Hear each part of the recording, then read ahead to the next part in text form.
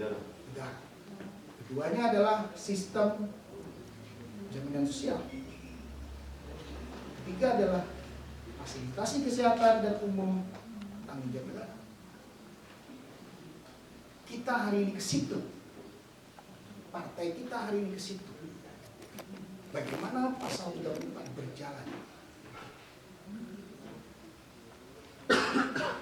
Keuntungan yang alhamdulillahnya adalah saya dikenal publik. Itu salah. Sampai dijadikan diskusi begini.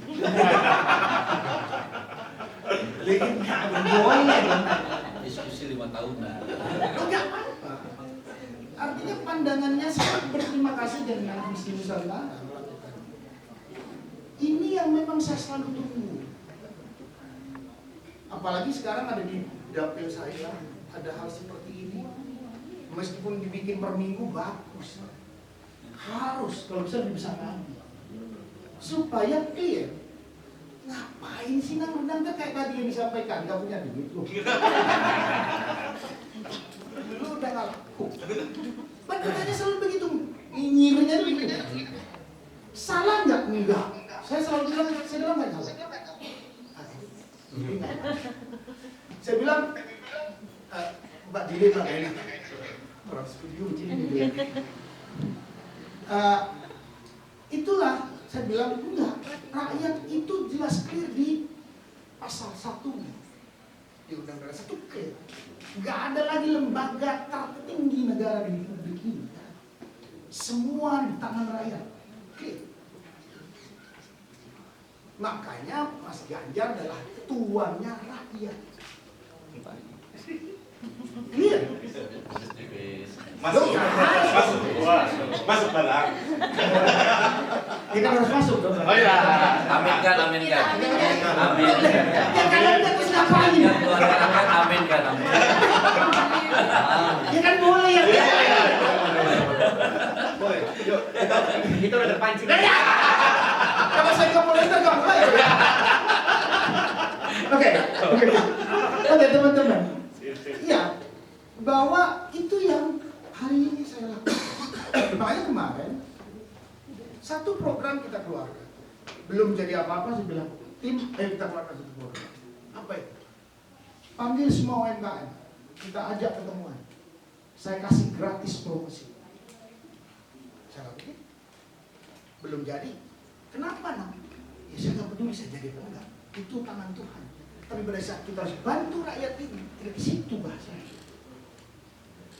Tidak di situ.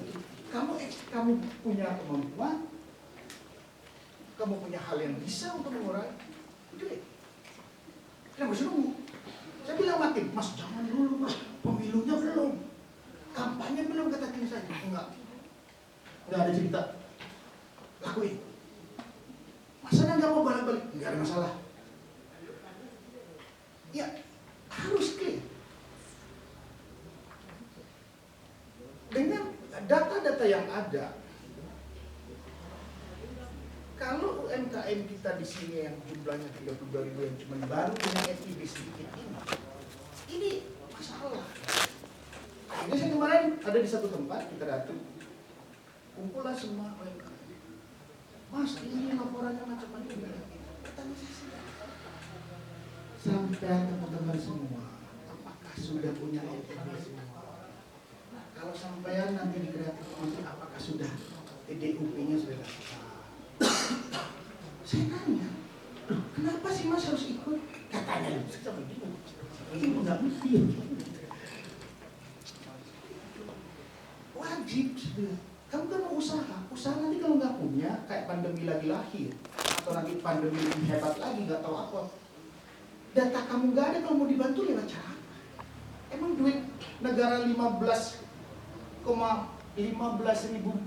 triliun yang kita dapat 2020 itu turun dari langit.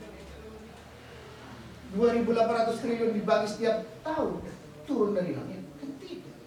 Itu bukan duitnya presiden, itu duitnya rakyat. Tapi pada saat diserahkan itu harus ada data yang clear. Kalau enggak menteri masih BKPK. Oh begitu ya Mas. Apa yang terjadi di sini? Sosialisasi. Jadi saya bilang bahwa program pusat bagus gak? Saya bilang setiap tahun kita rapat di parlemen, teman-teman bikin undang-undang, pemerintah bikin aturan, turunan undang-undang.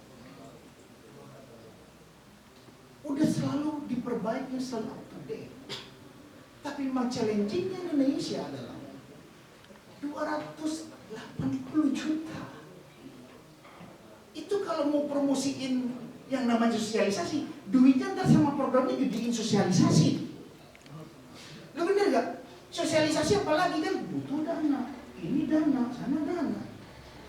Terus programnya gimana? Ini kan permasalahan kita.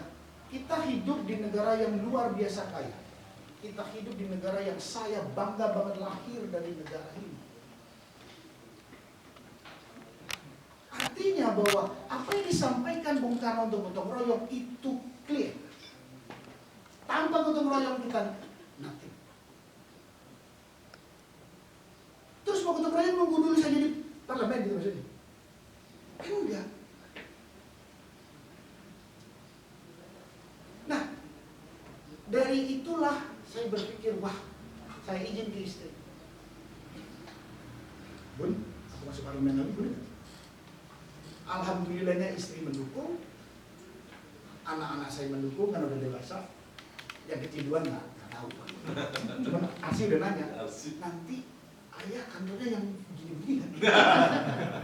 Insya Allah. Nanti Arsi kesana ya boleh ya? Nah, tapi yang kita harus pikirkan waktu itu kita, kamu mau milih mana? Aku mau milih Kabupaten Bogor. Nyambung sama istri. Ternyata kan ibunya mertua almarhum itu lahir di sini. Dan kebetulan juga kakeknya Santi dipakai di Ibnu Khaldun. Ya kan, di auditorium yang namanya Abdullah Siddiq itu kakeknya Santi. Nah, saya diizinkan, ya sudah kamu bangun itu daerah kakekmu.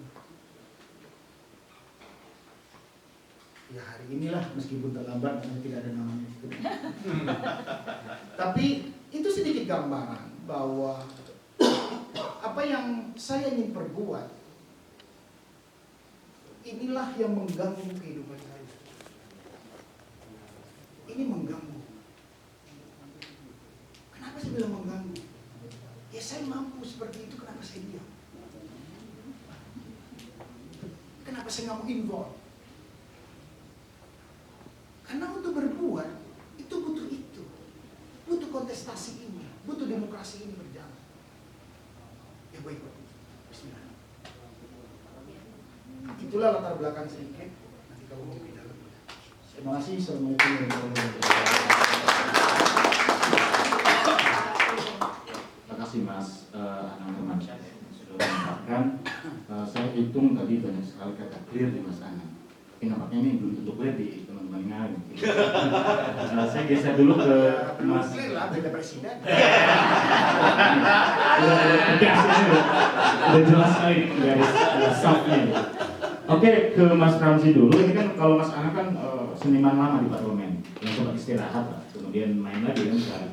Nah, kita geser dulu sekarang ke yang baru kira-kira Mas Ramzi sebelum nanti ke yang lain. Mas. Terima kasih Mas. Bismillahirrahmanirrahim. Assalamualaikum warahmatullahi wabarakatuh.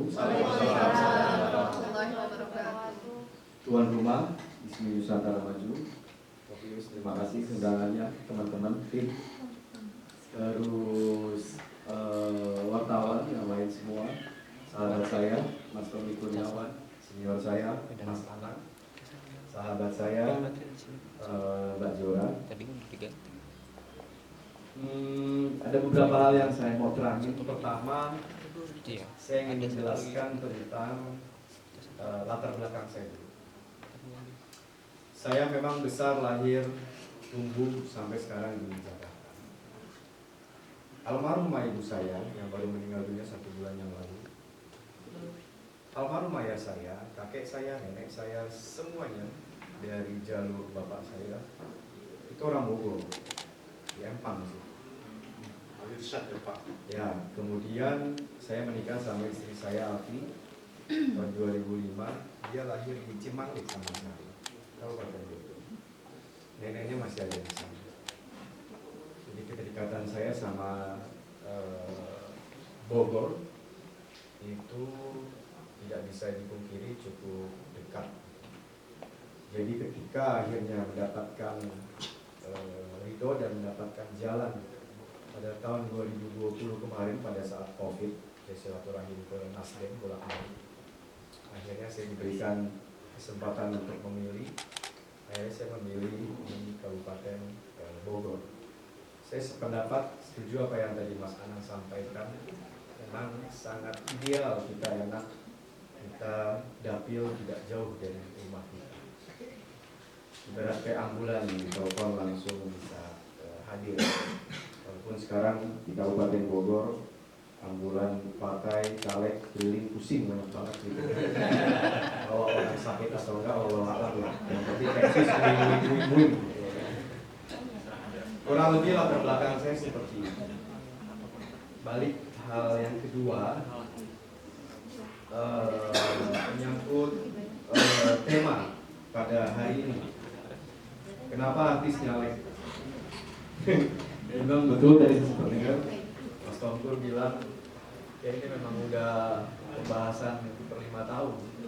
Setuju juga yang tadi Mas Anang sampaikan, ini yang gue tunggu-tunggu. Waktu beberapa bulan lalu sempat diundang di kontroversi di Metro TV.